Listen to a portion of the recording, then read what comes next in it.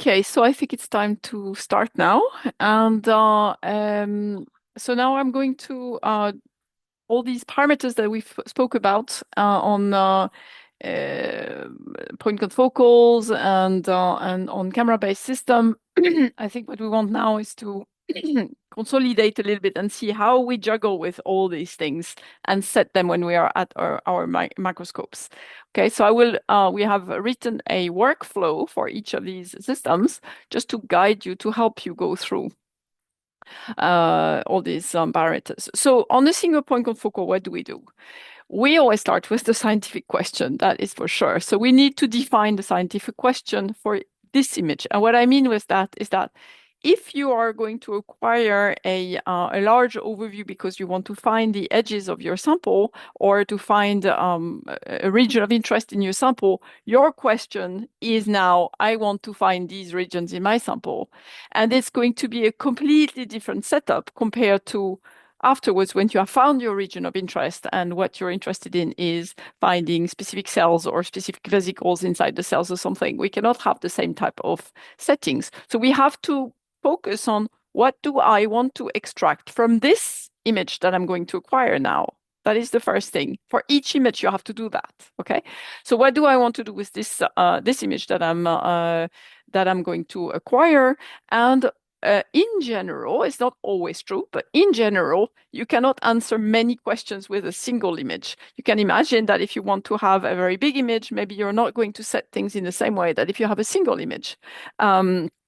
Because depending on the time that you have to acquire, maybe the questions are different. Maybe you don't have, if you want to zoom into an image, one cell to see what is going on, maybe you're not going to acquire an entire brain section this way, right? So you need to be very specific in what you want to extract from the images. And in general, if you have complex questions or lots of questions to answer, most of the time you have to acquire these images in different ways.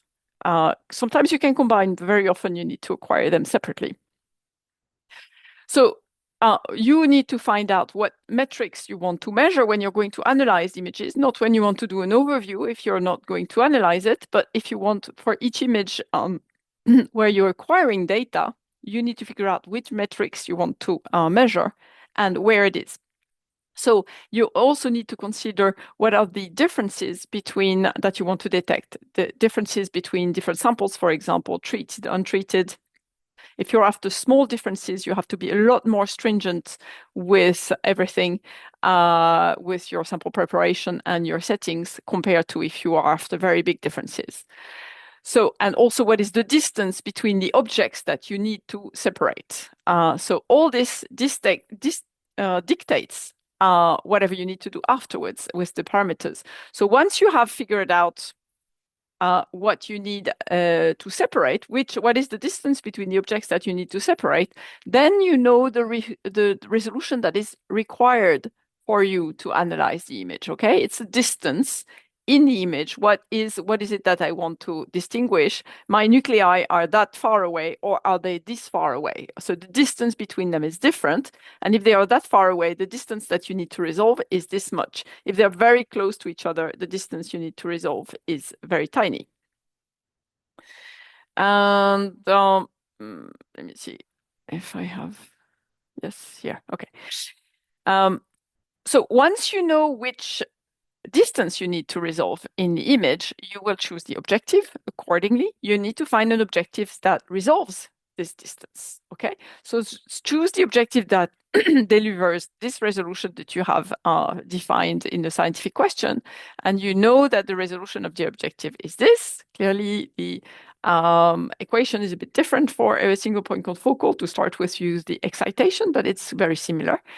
And you also need to check other specification of the objective. For example, do you have any special requirement for the working distance? If your sample is far away from the cover slip, then you will need a long working distance objective, and that sometimes limits you to the choice of the objective you have.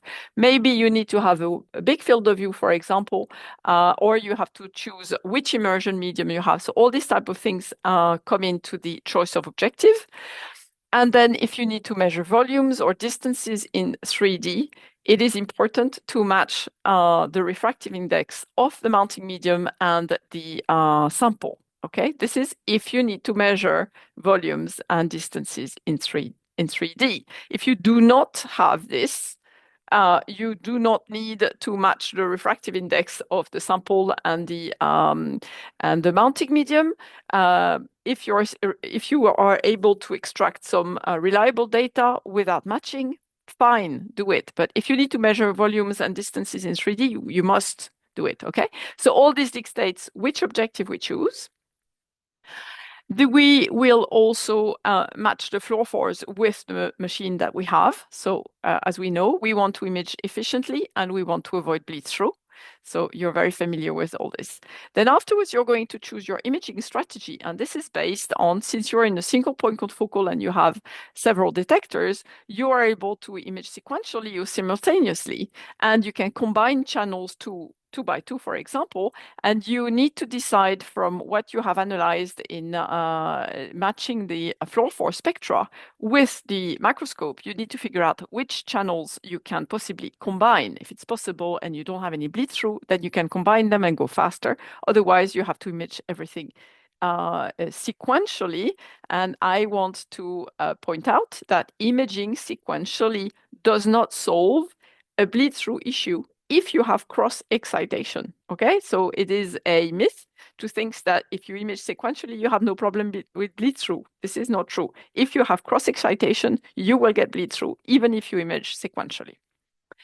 So, of course, we would like to optimize the acquisition time since we have several detectors. If we can image combined channels, then we'll be happy to do it, but we must avoid bleed through. So you choose your imaging strategy. Then afterwards, you're going to choose the display. You want to display the images in black and white so your brain doesn't get messed up with anything that is not green or anything that is dim for that matter. And so you can use the lookup tables to push the brightness and contrast so that you can see your image. And then you can check so this is after already acquiring one image, you can check the intensity with your mouse hovering above the sample in the areas of interest. Just outside the area of interest is what we call the background. So you hover your mouse and try to check the signal to background ratio. Okay, and then after that, you're going to definitely put the saturation and underexposure lookup table on so that you make sure that when you adjust the parameters, you ensure you have no saturation, no underexposure. So we have seen all this, but again, this is a workflow to help you go assemble all the things that we have spoken about. So you're going to set the zoom or the scan area after that. And what do you want? You want to zoom in such a way that the area of interest fills the image as much as possible. You do not want to have a small object in the middle of a big black field of view, okay? So you try to minimize the unnecessary information and all the black pixels that are around your area of interest. So zoom in to find the area of interest and so that it fills the image. You frame it with your zoom. Once you have zoomed in, you can set the pixel density. So you have to ask yourself, what is the pixel size that fulfills the NIS criterion? Super easy on a single point confocal. You push the magic button, which is called optimal or Nyquist, and then you will find out which pixel size fulfills the NIS criterion with the objective that you have. So the objective is going to have a certain optical resolution, and the NIS criterion is half of that. It's a little bit more than 2, the factor, as I said, but in this course we use 2. Okay, so if you push the magic button, you will see the optimal pixel size. And then you need to ask yourself, do I need to use such small pixels? Clearly, if you use small pixels on a single point confocal, you will take much longer to image, okay? Or the field of view will be very small. So ask yourself, do I need this much? You have already thought about your scientific question. You know which distance in the sample you need to resolve. And this is the distance that you want to go for in here. So if the pixel size is very, very tiny, maybe you don't need to have such a small pixel size. So you need to connect the scientific question with the pixel size in the image and the resolution with the optical and the digital resolution, basically. That has to be connected. What drives you is your scientific question. So if you need to resolve all the small details, then just click on the magic button and stick to the Nyquist sampling pixels. Can you afford to use such small pixels? For example, if you have live samples, and although it's not a good idea to image live samples on a single point confocal, you have maybe light toxicity is an issue, maybe bleaching is an issue. So is it okay for you to skip having such small pixels? You have to connect it to the scientific question. If you decide to undersample, so to have bigger pixels that Nyquist, you need to acquire the image and analyze some undersampled images and also some Nyquist images. So acquire Nyquist images, acquire undersampled images, analyze the images, and figure out from there if you have an impact on the result of your analysis. This is really important. When we undersample, we're creating artifacts in the image. Does this have but only the undersampled details have artifacts. So does this have an impact on your analysis? This is what you want to figure out, okay? So you decide on the pixel density and you decide if you want to go for Nyquist sampling or not. And maybe you will even decide to change objective and then go Nyquist sampling. This is also another option. So there's a crosstalk between all this. Then you will decide on the pinhole size. So where would you close the pinhole? Do you decide on one area unit for the short wavelengths or the longer wavelengths? As I said, different manufacturers have made different choices. If you have different colors in your sample and you have set different channels, you click on the 1AU button. Some manufacturers will set the 1AU for the short wavelength and some for the long wavelength. So you need to figure out what it is for your manufacturer. So I can say that the Nikon chooses the long wavelength and Zeiss chooses a short wavelength. So very often we have DAPI in the blue channel, and very often we have DAPI when we do not need the high resolution in the blue channel. So we use the blue channel, which has the best resolution, for something where we need no resolution. It's not very logical. We should put in the blue channel the stuff where we need the highest resolution, and put the nucleus that just allows us to count the cells in the very long wavelengths where we have no resolution. Okay, so you decide on the pinhole, should it be in the short wavelengths or in the long wavelengths, and what is the consequence? This is the point thread function made blob and the rings around. As you know, 1 area unit is the distance between, so in the first dark ring, basically, is the diameter of this, and this is where we set our pinhole. We close this and throw away all the rings. Okay, this is 1 area unit, so it's the diameter, so it's double the resolution. The diameter of this blob multiplied by the magnification. This is the size of the pinhole. And if we set this for long wavelengths, then when we go, so if we set this pinhole for a short wavelength, sorry, when we image our long wavelengths, this is what happens. We're actually removing part of the main blob, and we have a dimmer image in the long wavelengths. Okay, so we have to make a choice here. Do we set the pinhole for the short wavelengths or the long wavelengths? Okay, so if we want to have the best contrast for the short wavelengths, then the longer wavelengths will become dimmer because we will crop like this, the point thread function. If we want to have the best contrast for the long wavelengths, then the short wavelengths, we have a lower contrast. We need to make a choice for this. So if we also, for the pinhole size, we don't have to stick to 1 area unit for any wavelengths. If we have very dim samples and we have no high XY resolution or contrast requirement for our scientific question, by no means open the pinhole. to let more light in. You're getting a less optical section, but you get more light in, okay?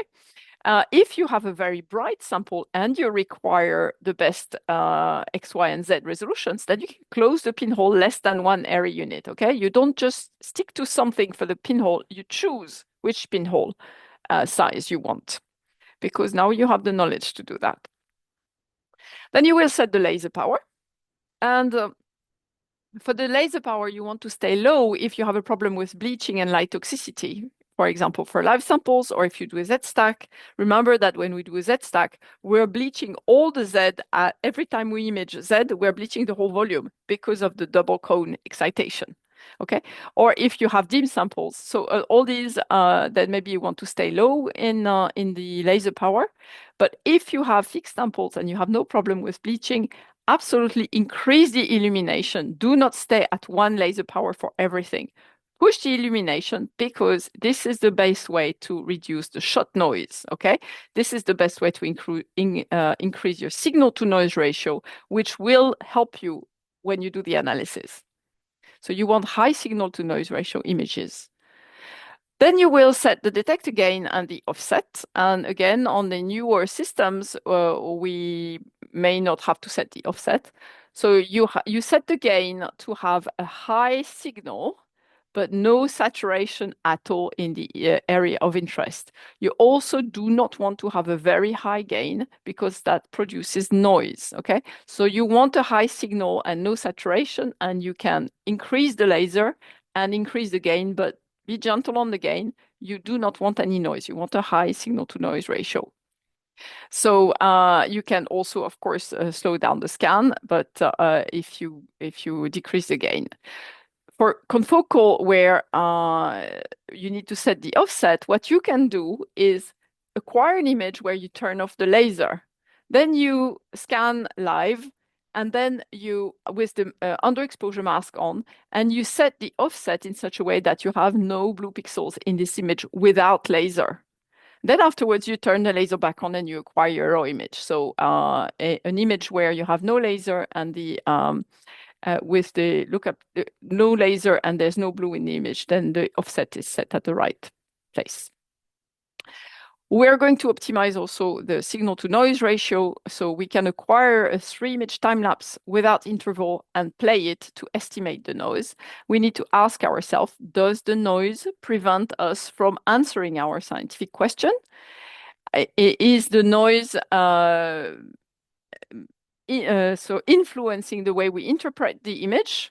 If it does, then we really need to improve the signal to noise ratio by increasing the illumination intensity, and we also have the possibility to average.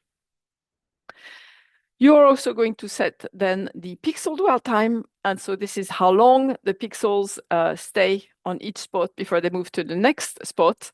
Try to avoid slow scan speed. Try to avoid long pixel dwell times because you have a higher risk to send the fluorophores to a dark state. So it is better to push the laser than to go slower, okay?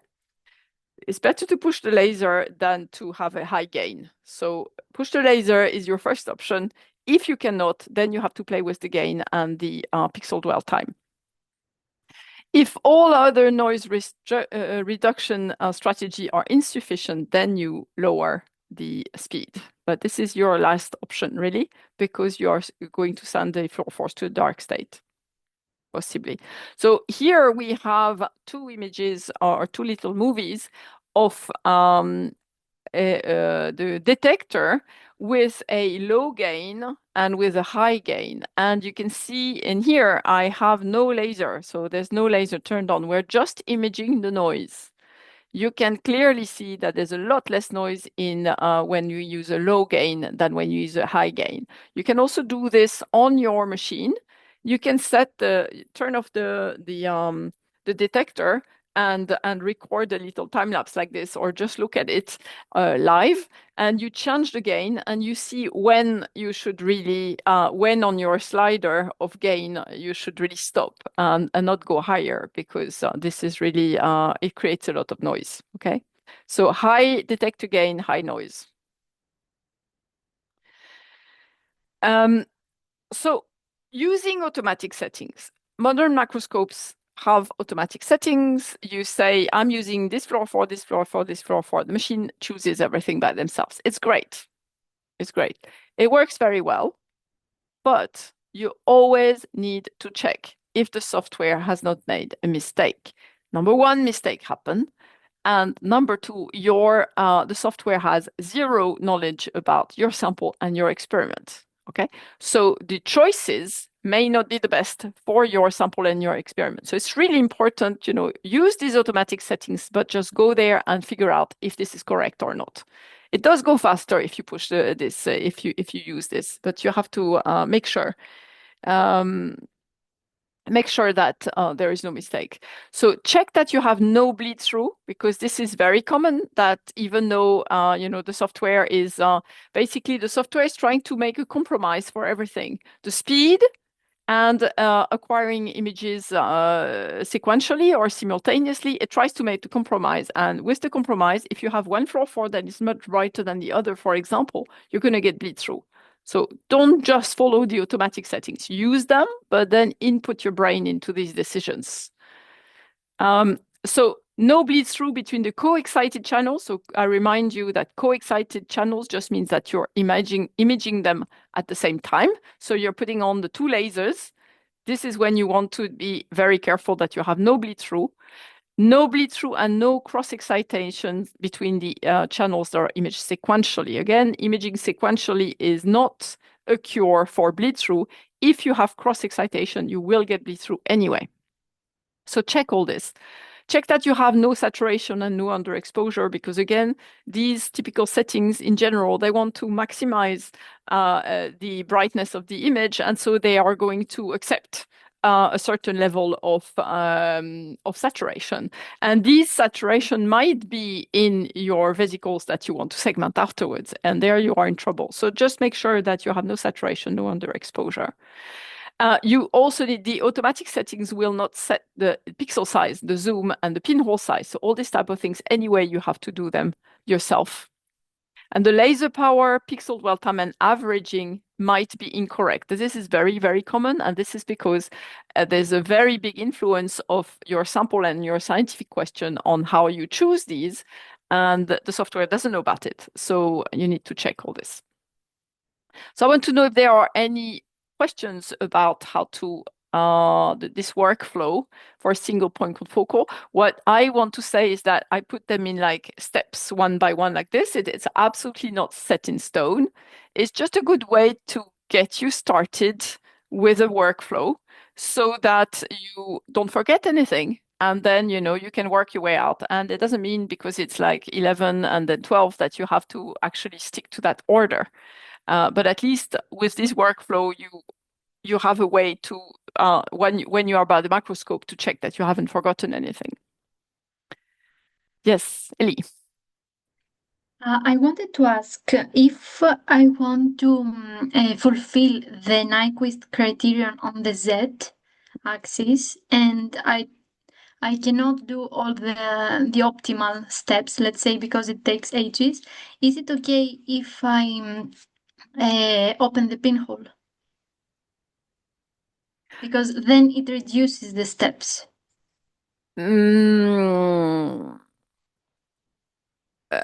right. So the objective is going to be the same, right? And as we have seen, what we use as Z resolution is actually the depth of focus of the objective. The depth of focus of the objective is the amount of your sample that is in focus in the image. Okay, so let's say you're using an image where this much is in focus. This is getting gradually out of focus, right? What you're doing with the pinhole is that you are rejecting the out of focus light. If you now use the same objective and you open the pinhole very much, what will happen is that you're getting the light that is out of focus here and out of focus here in your image. So it's not going to help you with your Z stack, because what you're going to get is every time you take one image, it's going to be a blurry image. Because instead of using so you're using a confocal without the confocal effect. right? So that is not going to help, unfortunately. I think that you probably need what you can do is work a little bit on the depth of field, the lower magnification and lower NA because you don't need a high NA. You don't have like crowded samples or anything. So and you are using the 10x or you're using 5x or 5. yeah, exactly. So you can't really go much lower than that. So yeah, as I said, the only way would be to change system and use a spinning disk. But otherwise, for your experiment, one way would be to image only the bottom. As long as you consider that this is representative of the whole sample, you can image just the bottom, as long as you have a clean focus strategy.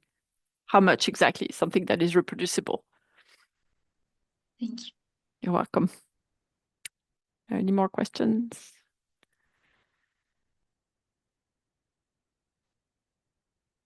Okay, so I'm going to share again, and then we will now look at the workflow for camera-based systems. So it's the same thing. The beginning is the same. We're going to define our scientific question. What do we need to do with this particular image that we are going um, to acquire now. And this dictates which objective we want to take. So we choose the objective knowingly and taking in account also all the different constraints that we have due to our sample. For example, we match the flow force. All this is the same. We make sure we image efficiently and we now have no bleed through. And then we choose the display exactly in the same way. So no saturation, we put all the lookup table on and etc. Okay. And then it changes. And that is because we have no zoom. So we can decide to crop. But what you want is really to choose the objective also depending on the size of the field of view that you have. So there's a lot of different ways to choose the objective, but try to avoid an image where you have a cell in the center and lots of black around. If you're imaging, if you're stuck to the objective that you have, so you cannot use a higher magnification objective, and this is what the type of images that you have, you can crop the camera field of view so that you get only the pixels that have the sample. Okay, do not just come up with these images with where like 80% of the pixels are black. So if we, by default, we will use no binning, okay? But if we want to have if we do not need to have the full resolution of the camera, for example, when we want to use an overview, it's very useful to use binning. And as you have seen, the images are brighter. Also, we get a faster acquisition because we have fewer pixels. And then if we bin 2 by 2, we will have 4 times less pixels. So it makes it much easier for the software to process all these pixels. And then we get smaller files. So, you know, all the downstream analysis is also easier. But in general, you want no binning simply because you are lowering the resolution of the image by having much bigger pixels. Okay, so and then we see if we need the extra magnification lens or not. So we need to calculate the optical resolution and we need to look in the software what the image pixel size is. The image pixel size should be half of the optical resolution or smaller. Okay.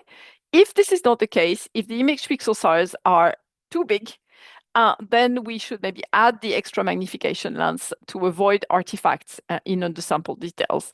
And if you want to be Nyquist with this image, remember that you have an optical resolution, we have the digital resolution, whichever is worse is limiting in the image, and you must consciously decide which type of resolution you want in your image based on your scientific question. So this is binning and extra magnification lens are the way for us camera people to change the pixel size in the image and therefore the digital resolution.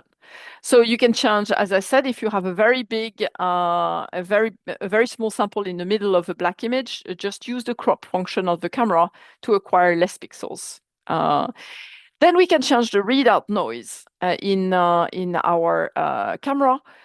So very often we have different no modes that are called different things, but it means basically one of them is going to allow us to go much faster, the other one much slower, but with less readout noise. So we have seen that this is also linked to the bit depth in the workshop that we just had. So if you need to have a fast imaging, you probably need a high readout rate. And if you do not need to have a fast images, use the lowest readout rate by default to avoid creating noise. Okay. Then we can change the illumination power. It's the same thing. Changing the illumination power is fantastic because it decreases the shot noise contribution and it increases your signal to noise ratio. It makes your image analysis much easier. Okay, so do not hesitate to blast your sample with light. There is no reason. So are you going to re-image this sample later?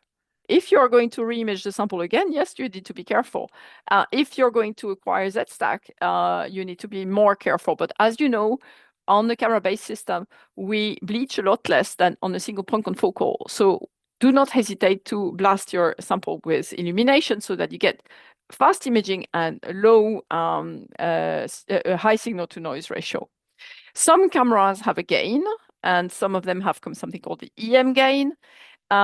It's very good, but you have to test the different settings to get the best signal to noise ratio. It's the same thing that sometimes gain creates noise. In the EM gain, it's a little bit, in general, you can increase the EM gain without creating too much noise. But in any case, you should check. It's exactly the same thing as for a point confocal. Try to acquire images at different gain level and without any laser so that you can visualize the gain. Then you can use the averaging. So you're going to acquire a 3-image time lapse without an interval. So very quick time lapse of 3 images. Play it to estimate the noise. Ask yourself if the noise prevents you from answering your scientific question. If no, just stay without averaging. So that would be your default is no averaging. If the noise prevents you, then you want to add some averaging and to increase the signal to noise ratio. And so you can you can play with the illumination as well or the averaging. Background correction. Remember that on the camera-based system, the background is never 0 because we have a camera offset. So you should always subtract the camera offset from your images. You can, of course, if you have some background in your sample, so more than the camera offset, you can also subtract that one. So you can do some background correction to decide to either remove just the camera offset or also remove any background that you have that comes from your sample. Yes, I think this is it. So I want to know if you guys have any questions for the camera settings. Yes? I have a question about setting the Mm? um, illumination parameters Mm? because I noticed that sometimes when I increase the exposure time, I increase both the signal intensity and also the background intensity. So it Yes, doesn't change definitely. the Definitely, you yeah. would. Absolutely. Why? Because background is fluorescent, right? So this is what background is. Background is not the same as noise. Background is real fluorescence that we do not want. Yeah. So if you increase the intensity, you're going to increase both of them.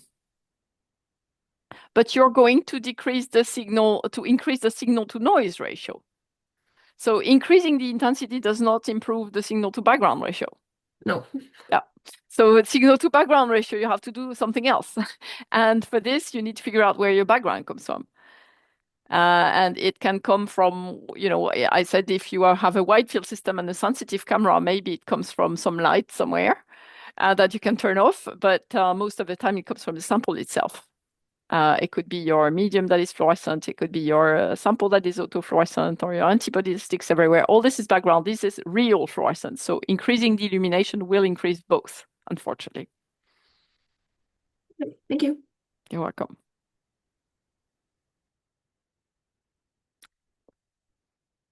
Do we have any more questions?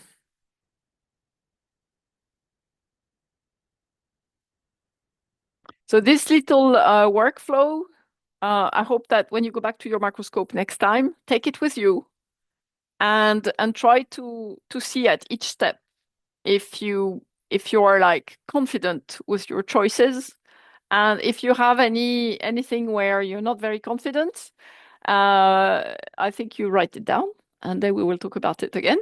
But you need to go back to your microscope now, either, well, I don't know, during the weekend or on Tuesday. So you have some things to do, and then you will see there. Just take the workflow with you and try to go step by step and see if that helps. Okay. Okay, if there are no questions, then we are going to go to the other Zoom. See you there.